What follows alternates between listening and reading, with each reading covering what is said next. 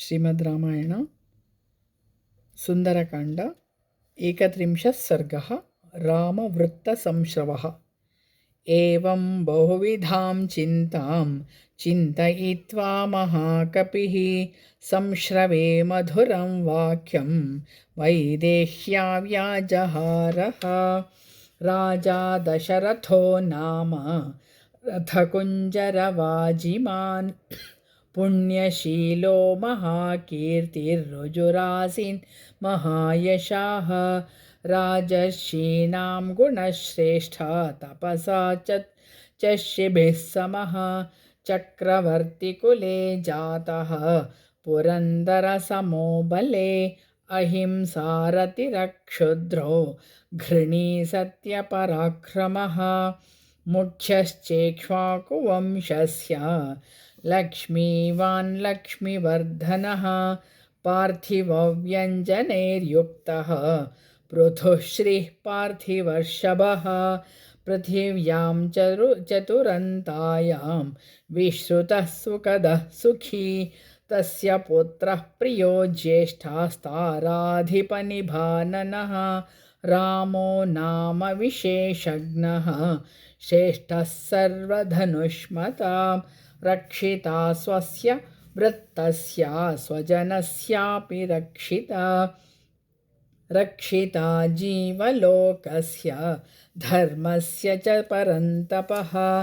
तस्या सत्याभिसन्धस्य वृद्धस्य वचनात् पितुः सभार्यः सह च भ्रात्रा वीरः प्रव्राजितो वनं।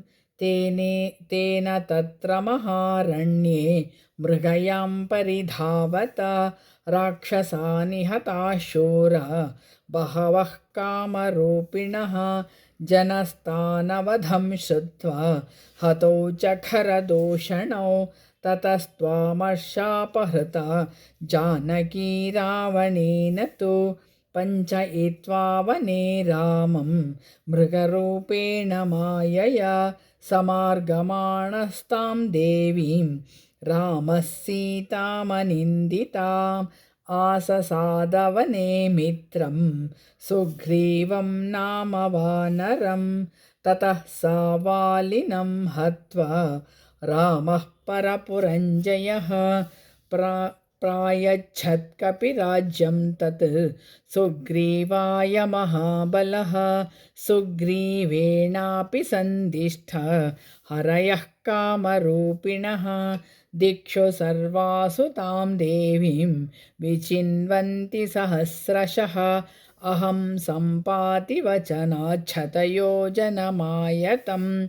अस्या हेतो विशालाक्ष्याः सागरं वेगवान् प्लुतः। यथा रूपां यथा वर्णं यथा लक्ष्मीं च निश्चिताम्। अश्रौषं राघवस्याहं सेयमासादिता मया। विररामैव मुक्तासौ वाचं वानरपुङ्गवः। जानकी चापि तच्छ्रुत्वा विस्मयं परमं गता। ततः सा वक्रकेशान्ता सुकेशी केशसंवृतम् उन्नम्य वदनं भीरुः शिंशपामन्ववैक्षत। निशम्य सीतावचनं कपेश्च दिशश्च सर्वः प्रदिशश्च वीक्ष्य स्वयं प्रहर्षं परमं जगाम सर्वात्मना राममनुस्मरन्ती। सातिर्यगूर्ध्वं च तथाप्यवधस्त्वां निरीक्षमाणा तमचिन्त्य बुद्धिं। ददर्श पिङ्गाधिपतेरमात्यं वातात्मजं सूर्यमिवोदयस्थम्। ॐ तत्सदिति श्रीमद् रामायणे वाल्मीकि चतुर्विंशतिसहस्रिकायां संहितायां सुन्दरकाण्डे रामवृत्तसंश्रवो नाम 31 सर्गः। अतः 32 सर्गः सीतावितर्कः। ततः शाखान्तरे लीनं दृष्ट्वा चलितमानसा वेष्टितार्जुनवस्त्रं तं विद्युत्सङ्घातपिङ्गलं सा ददर्शकपिं तत्र प्रश्रितं प्रियवादिनं फुल्लाशोकोत्कराभासं तप्तचामीकरे क्षणं मैथिली चिन्तयामासा विस्मयं परमं गता अहो भीममिदं रूपं वानरस्य दुरासदं दुर्निरीक्षमिति ज्ञात्वा पुनरेव मुमोहसा विललापाभृशं सीता करुणं भयमोहिता राम रामेति दुःखार्ता लक्ष्मणेति च भामिनी रुरोधा बहुधा सीता मन्दं मन्दस्वरा सती सा तं दृष्ट्वा हरिश्रेष्ठं विनीतवदुपस्थितं मैथिली चिन्तयामासा स्वप्नोऽयमिति भामिनी सवीक्षमाणा पृथुभुग्नवक्त्रं शाखामृगेन्द्रस्य यथोक्तकारं ददर्श पिङ्गाधिपतेरमात्यं वातात्मजं बुद्धिमतां वरिष्ठं सा तं समीक्षैव भृशं विसङ्ना गतासु कल्पेव बभूव सीता चिरेण संज्ञां प्रतिलभ्य भूयो विचिन्तयामास विशालनेत्रा स्वप्ने मयायं विकृतोऽद्य दृष्टः शाखामृगः शास्त्रगणैर्निषिद्धः स्वस्त्यस्तु रामाय सलक्ष्मणाय तथा पितुर्मे जनकस्य राज्ञः स्वप्नोऽपि नायं न हि मेऽस्ति निद्रा शोकेन दुःखेन च पीडितायाः सुखं हि मे नास्ति यतोऽस्मि हीना तेनेन्दुपूर्णप्रतिमाननेन रामेति रामेति सदैव बुद्ध्या विचिन्त्य वाचा ब्रुवती तमेव तस्यानुरूपां च कथां तमर्थम् एवं प्रपश्यामि तथा शृणोमि अहं हि तस्याद्य मनोभवेन सम्पीडिता तद्गत सर्वभावा विचिन्तयन्ती सततं तमेव तथैव पश्यामि यथा शृणोमि मनोरथस्यादिति चिन्तयामि तथापि बुद्ध्या च वितर्कयामि किं कारणं तस्य हि नास्ति रूपं सुव्यक्तरूपश्च वदत्ययं मां नमोऽस्तु वाचस्पतये सवज्रिणे स्वयंभुवे चैव हुताशनाय च अनेन चोक्तं यदिदं ममाग्रतो वनौकसा तच्छ तथास्तु नान्यथा ओम तत्सदिति श्रीमद् रामायणे वाल्मीकये आदिकाव्ये चतुर्विंशतिसहस्रिकायां संहितायां सुन्दरकाण्डे सीतावितर्को नाम 32 सर्गः अथ 33 सर्गः हनुमज्जानकी संवादोपक्रमः सोऽवतीर्याधुमातस्तस्माद्विद्रुमप्रतिमाननः विनीतवेषः कृपणः प्रणिपत्योपसृत्य च तामब्रवीन्महातेजा हनुमान्मारुतात्मजः शिरस्यञ्जलिमाधाय सीता मधुरया गिरा कानु पद्मपला साक्षी शिष्टकौशेयवासिनी द्रुमस्या शाखामालम्ब्या तिष्ठसि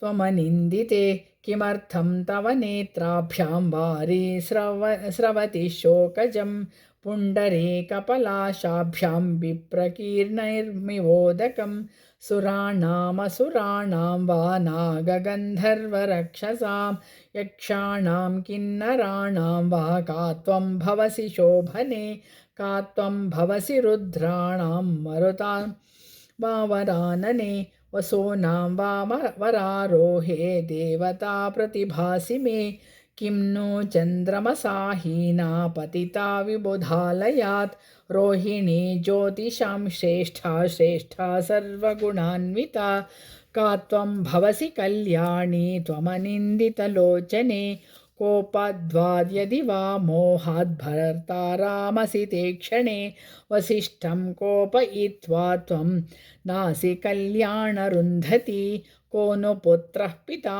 भ्राता भर्ता वा ते सुमध्यमे अस्माल्लोकादमुं लोकं गतं त्वमनुशोचसि रोदनादतिनिःश्वासाद् भूमिसंस्पर्शनादपि न त्वां देवीमहं मन्ये राज्ञः संज्ञावधारणात् व्यञ्जनानि च ते यानि लक्ष्मणानि च लक्षये महिषी भूमिपालस्या राजकन्यासि मे मता रावणेनाजनस्थानात् बलादपहृता यदि सीता त्वमसि भद्रं ते तन्मवाचक्ष्व पृच्छतः यथा हि तव वै दैन्यं रूपं चाप्यतिमानुषं तपसा चान्वितो वेषास्त्वं राममहिषी ध्रुवं सा तस्य वचनं श्रुत्वा रामकीर्तनहर्षिता उवाच वाक्यं वैदेही हनुमन्तं द्रुमाश्रितं पृथिव्यां राजसिंहानां मुख्यस्य विदितात्मनः स्नुषा दशरथस्याहं शत्रुसैन्यप्रमाथिनः दुहिता जनकस्याहं वैदेहस्य महात्मनः सीता च नाम्नाहं भार्या रामस्य धीमतः समाद्वादश तत्राहं राघवस्य निवेशने भुञ्जानामानुषान् भोगान् सर्वकामसमृद्धिनि ततस्त्रयोदशे वर्षे राज्ये चेक्ष्वाकुनन्दनम् अभिषेचयितुं राजा सोपाध्यायः प्रचक्रमे तस्मिन् सम्भ्रियमाणे तो राघवस्याभिषेचने कैकेयी नाम भर्तारमिदं वचनमब्रवीत् न पिबेयं न खादेयं प्रत्यहं मम भोजनम् एष मे जीवितस्यान्तो रामो यद्यभिषिच्यते यत्तदुक्तं त्वया वाक्यं प्रीत्या नृपतिसत्तमा तच्छेन्नावितर्थं कार्यं वनं गच्छतु राघवः स राजा सत्यवाग्देव्या वरदानमनुस्मरन् मुमोहावचनं श्रुत्वा कैकेय्यः क्रूरमप्रियं ततस्तु स्थविरो राजा सत्ये धर्मे व्यवस्थितः ज्येष्ठं यशस्विनं पुत्रं रुदन् राज्यमयाचत सा पितुर्वचनं श्रीमान् अभिषेकात् परं प्रियं मनसा पूर्वमासाद्य वाचा प्रतिगृहीतवान् दद्यान्न प्रतिगृह्णीयान्न ब्रूयात् किञ्चिदप्रियम् अपि जीवितहर्तोर्वा रामः सत्यपराक्रमः स विहायोत्तरीयाणि महार्हाणि महायशाः विसृज्य मनसा राज्यं जनन्यै मां समाधिशत् साहं तस्याग्रतस्तूर्णं प्रस्थिता वनचारिणी न हि मे तेन हीनाया वासः स्वर्गेऽपि रोचते प्रागेव तु महाभागः सौमित्रिर्मित्रनन्दनः पूर्वजस्यानुयात्रार्थे द्रुमचीरैरलङ्कृतः ते वयं भर्तुरादेशं बहुमान्या दृढव्रताः प्रविष्टा स्मा पुरा दृष्टं वनं गम्भीरदर्शनं वसतो दण्डकारण्ये तस्याहमिमतौजसः रक्षसापहृता भार्या रावणेनादुरात्मना द्वौ मासौ तेन मे कालो जीवितानुग्रहः कृतः ऊर्ध्वं द्वाभ्यां तु मासाभ्यां ततस्त्याक्ष्यामि जीवितम् ॐ तत्सदिति श्रीमद्रामायणे वाल्मीकिये आदिकाव्ये चतुर्विंशतिसहस्रिकायां संहितायां सुन्दरकाण्डे हनुमज्जानकी संवादोपक्रमो नाम 33 सर्गः।